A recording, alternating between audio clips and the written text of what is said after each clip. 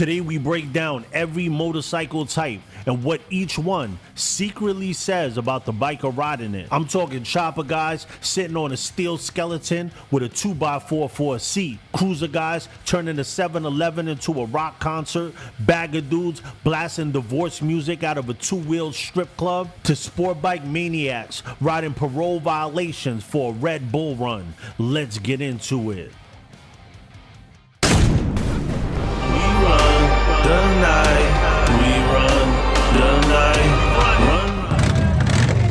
Big shout to the Ghosts and the Ghost sets. I'm Sos the Ghost. This is Demon's Row, and this is a roast. Number 1, choppers. Let's talk about the chopper, and if you ride one, what does that say about you? This bike looked at a normal bike and said, nah, that's for soft dudes. I want my cheeks numb, my spine confused, and every pothole to feel personal.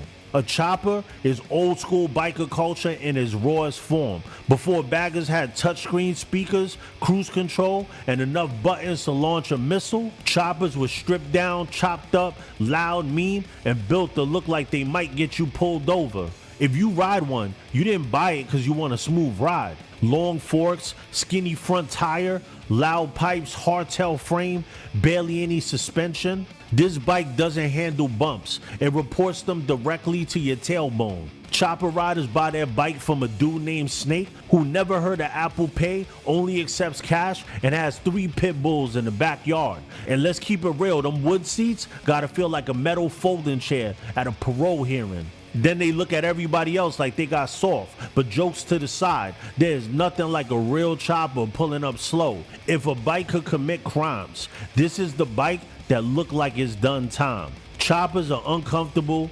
impractical, loud, stiff, and half the time they make absolutely no sense, which is exactly why they're legendary and they still look dope as fuck. So let me know in the comments if you ride one. Number 2, cruisers. Let's talk about cruisers. If you ride one, you wanted a bike that sounds like thunder, your seat low, and your knees cracking like a bowl of Rice Krispies every time you get off the bike. Cruisers are the backbone of MC culture. Harley Softails, the best motorcycles ever created on God's green earth. God rides a Softail Slim, believe it or not.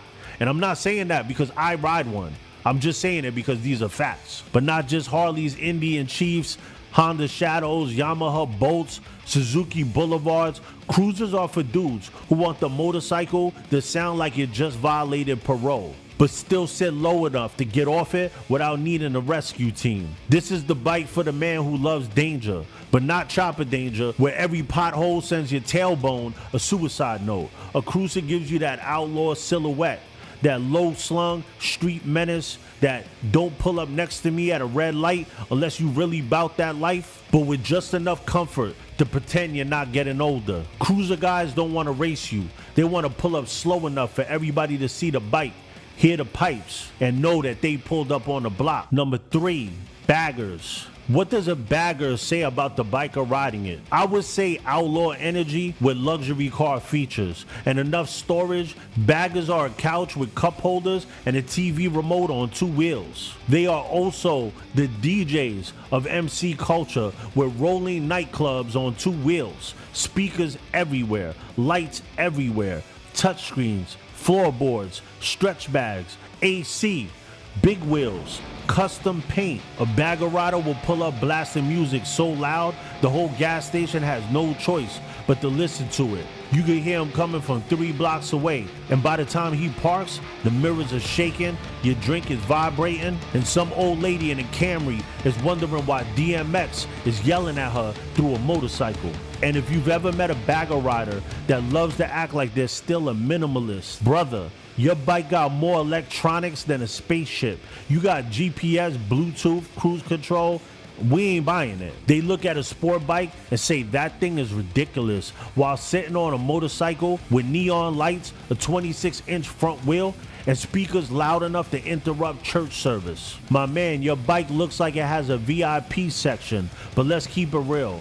When a bagger is done right, it has presence like nothing else. My only problem is, it's the normie bike. Everybody sees that that's the popular one.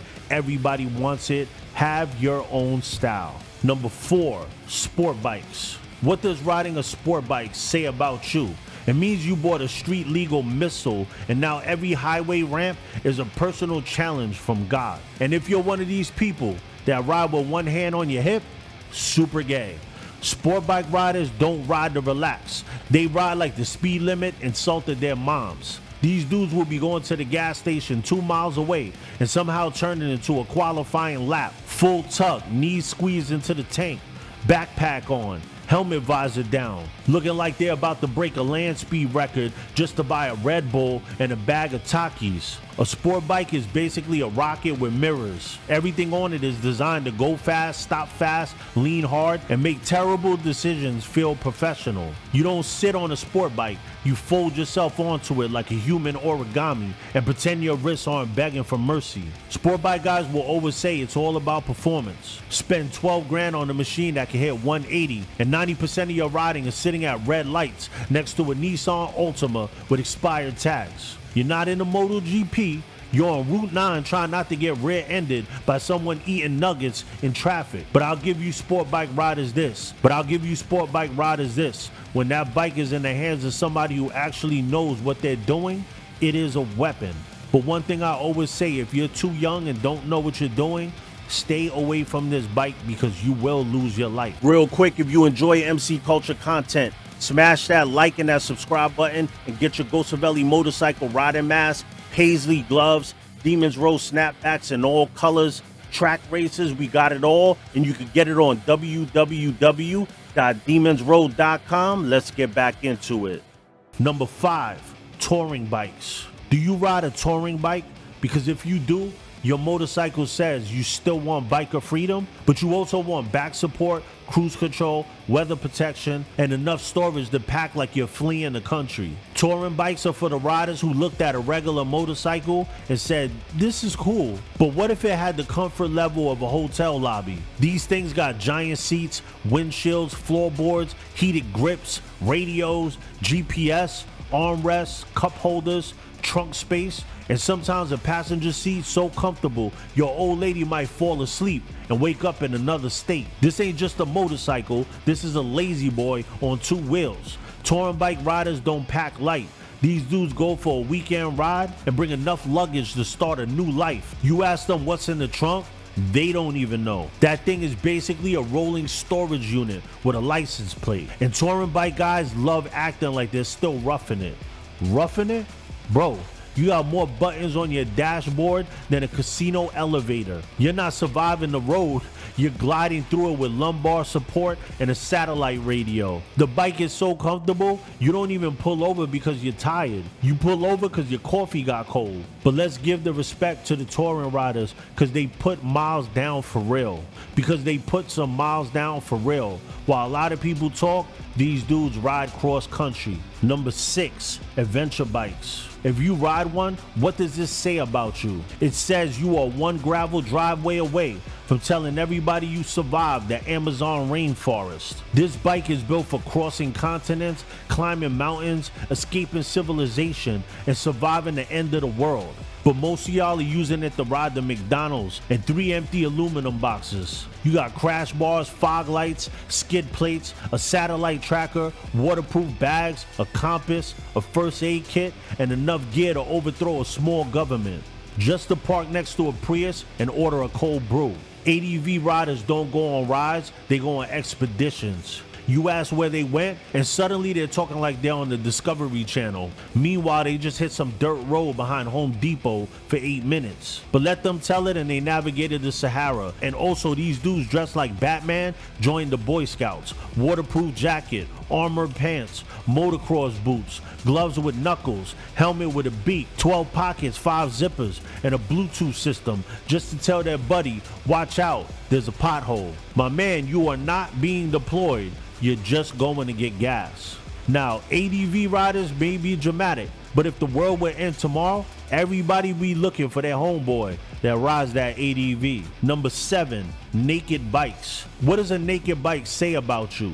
It says you want sport bike speed, street fighter attitude, and just enough back comfort to lie to yourself that you made a responsible decision. Naked bike riders act like they're more mature than sport bike riders, but they brought almost the same level of chaos with less plastic on it. This is the guy who says, nah, I don't need a full fairing race bike. Then buy something that wheelies in 3rd gear if you breathe wrong on the throttle. My man, you didn't choose responsibility, you chose violence with better posture. These bikes look like they got into a bar fight with a sport bike and lost all the bodywork. No fairings, no wind protection, no hiding anything. Just engine, frame, handlebars, and a headlight that always looks like it's mad at your father. A naked bike doesn't look clean. It looks like it escaped from a testing facility. Number 8, dirt bikes and dual sports. Do you ride a dirt bike or a dual sport? Because if you do, your motorcycle says you never emotionally recovered from jumping curbs as a kid, and now you just made it street legal.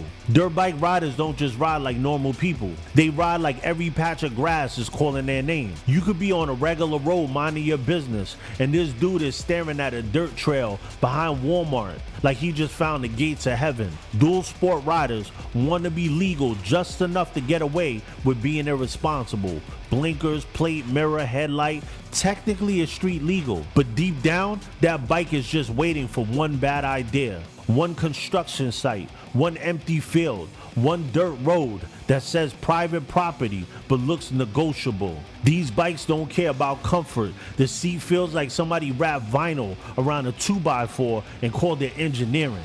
But dirt bike guys don't care about comfort because they're standing up half the time anyway, looking like they're ready to jump a curb, a sidewalk, and somebody's HOA rules all in one shot. A cruiser guy sees a pothole and avoids it. A sport bike guy complains about it. A dirt bike guy sees it and says, finally, something fun. These are the only riders who look at a terrible road and get excited like the city just built it for them. They're light, wild, simple, and they make every boring ride feel like you might accidentally end up in the woods being chased by someone's uncle. Number 8, trikes. Do you ride a trike?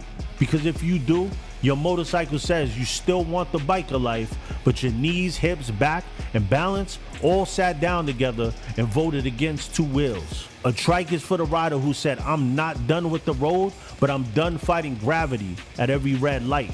And the problem people have with this bike is that there are OGs, there's people in their 70s, 80s that still ride 2 wheels, so they feel like the 3 is a cop-out. I'm the type of person, I look at it like this: if you love it, I love it for you. It's about having fun on this road, fuck what everybody thinks. And last but not least, bobbers. Do you ride a bobber? Because if you do, your motorcycle says you wanted chopper energy, but you still wanted the bike to make it home without needing the exorcism. Bobbers are old school as hell. Before everybody needed giant speakers and touchscreens, dudes were taking regular motorcycles and cutting everything off that didn't need to be there. Fenders chopped, bikes stripped down, no extra weight, no extra comfort, no extra nonsense, just motor, wheels, seat bars, and attitude. A bobber is for the rider who wants the bike to look like it was built in a garage with a cigarette hanging out of somebody's mouth and a beer sitting next to the toolbox. And it's not trying to be fancy, it's not trying to be futuristic. It looks like someone took a normal bike, robbed it for parts, and somehow made it cooler. Bobber riders got that quiet, dangerous energy. They don't need the longest forks in the parking lot. They don't need a giant front wheel that resembles a Ferris wheel with handlebars. A bobber pulls up low, stripped, mean, and simple. It doesn't scream for attention. It just looks like it knows where the bodies are buried. So let me know in the comments which bike you ride, and thank you for tuning in to Demons Road TV, the holy grail of MC culture. Like, subscribe, and comment. And oh yeah, we ghosting, baby.